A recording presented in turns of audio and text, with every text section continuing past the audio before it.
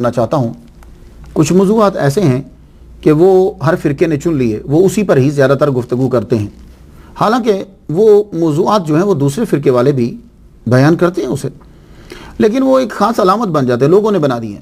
جیسے میلاد جو نہیں مناتے ان کے خاص ٹاپک ہیں شرک، بدعت، توحید، مرنے کے بعد کچھ نہیں ہوتا، یہ ان کے موضوعات ہیں خاص۔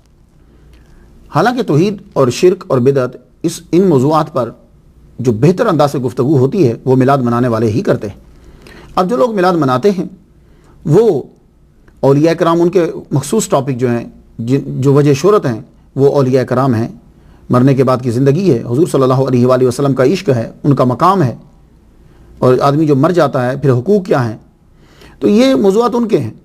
اسی طرح اہل بیت جو ہیں، یہ حالانکہ اہل بیت ہماری بنیاد ہے، یہ بات یاد رکھیے، اہل بیت سے محبت، مولا علی سے محبت، مولا علی کی اولاد سے محبت، یہ بہت ضروری ہے، یہ حصہ ہے ایمان کا، اور بلکہ اصل مسلمانی۔ تو اعلیٰ حضرت عظیم البرکت شاہ احمد رضا خان بریلوی رحمۃ اللہ علیہ نے ہمیں یہی سکھایا ہے، انہوں نے علی سے محبت اور علی کی اولاد سے محبت سکھائی ہے، بلکہ علی کے تو جو بالکل قریب کے بچے ہیں وہ تو مقام ہی بڑا عرفہ والا ہے۔ اعلیٰ حضرت عظیم البرکت تو ان کے اپنے دور کے جو سید تھے ان کی بڑی تعظیم کیا کرتے تھے، اور آج بھی دعوت اسلامی والے جو ہیں یہ جب کبھی کوئی سید ملتا ہے تو اسے باپو کہتے ہیں، بڑی عزت اور بڑا احترام کرتے ہیں۔ تو یہ ہمارے مذہب کے اندر ہے یہ۔ لیکن جب کوئی آدمی اگر امام حسن، امام حسین، اور اس کے بعد جو ہے امام جعفر صادق، امام موسیٰ کاظم، امام باقر، علی بن موسیٰ الرضا، موسیٰ محمد بن، تو یہ انہیں جب بیان کرنے لگ جاتے ہیں تو لوگ سمجھتے ہیں یہ رافضی ہے، یہ شیعہ ہے، حالانکہ ایسا نہیں ہے۔ قرآن مجید کی روشنی میں یہ بات کہنا چاہتا ہوں کہ چند وجوہات کی بنا پر جتنے بھی خاص طور پر جو خطباء ہیں، علماء جو ہیں، ان پر لازم ہے کہ وہ سادات کو بیان ضرور کریں، ہاں آپ کو لوگ جو ہیں وہ رافضی کہتے ہیں یا شیعہ کہتے ہیں، اس سے کوئی فرق نہیں پڑتا۔ کیوں؟ اس لیے کہ اماموں کا بیان کرنا یہ تقاضا ہے قرآن کا، اماموں کی شان کو بیان کرنا یہ قرآن کا تقاضا ہے۔ وہ کیسے؟ وہ اس طرح، سنیے، پہلے آیت سن لیجئے تاکہ بات آسانی سے سمجھ میں آ جائے۔ کیا کہا رب تعالیٰ نے نبی سے؟ قُلْ لَا أَسْأَلُكُمْ عَلَيْهِ أَجْرًا إِلَّا الْمَوَدَّةَ فِي الْقُرْبَى، اے محمد صلی اللہ علیہ وسلم ان سے کہہ دیجئے کہ میں آپ سے کسی چیز کا سوال نہیں کرتا، بس یہ مانگتا ہوں کہ تم میرے قرابت دار جو ہیں، قربا جو ہیں، ان سے محبت کرو۔ تو تقاضا ہوا نا۔ تو اب محبت کیا ہے؟ تو محبت کی علامات میں سے ایک علامت یہ ہوتا ہے کہ آدمی اس کا ذکر کرتا ہے، ایک علامت یہ ہے۔ تو آپ اور کچھ نہیں کر سکتے تو کم از کم ائمہ کا ہر خطیب اپنی زندگی کے اندر ایک بار تو ذکر کر جائے۔ تو اس لیے ہر خطیب کے اوپر جو ہے وہ یہ لازم ہے۔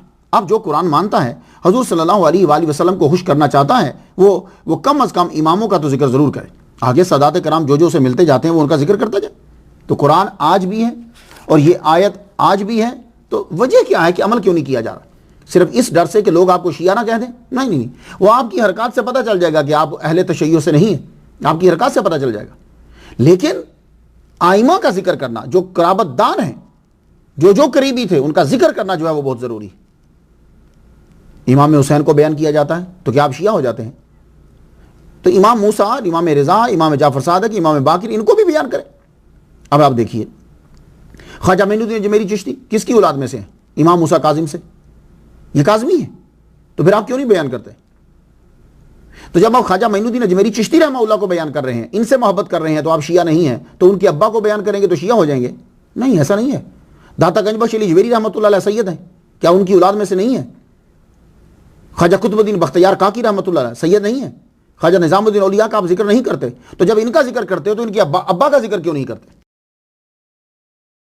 تو جب ہم خواجہ معین الدین اجمیری چشتی رحمہ اللہ کو بیان کرتے ہیں، داتا گنج بخش اجمیری رحمہ اللہ کو بیان کرتے ہیں، عبد القادر گیلانی رحمۃ اللہ علیہ کو بیان کرتے ہیں، خواجہ نظام الدین اولیاء رحمۃ اللہ علیہ کو بیان کرتے ہیں، یہ سارے سادات ہیں، یہ انہی کی اولاد میں سے ہیں۔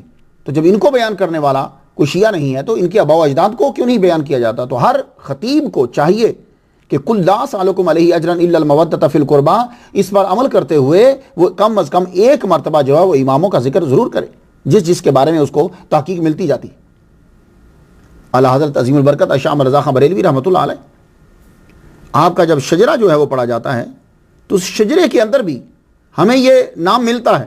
میں بڑا حیران ہوا صدق صادق کا تصدق صادق الاسلام کا، بے غضب راضی ہو کاظم و رضا کے واسطے. کاظم امام موسیٰ کاظم، رضا جن کا آج ہم تذکرہ کر رہے ہیں. تو یعنی یہ شجرے کے اندر ہے. حالانکہ اعلیٰ حضرت عظیم البرکت شام رضا خان بریلوی رحمۃ اللہ علیہ سچے مجدد ہیں، اور مجدد وہ ہوتا ہے کہ جو دین کو باطل سے جدا کر دیتا ہے.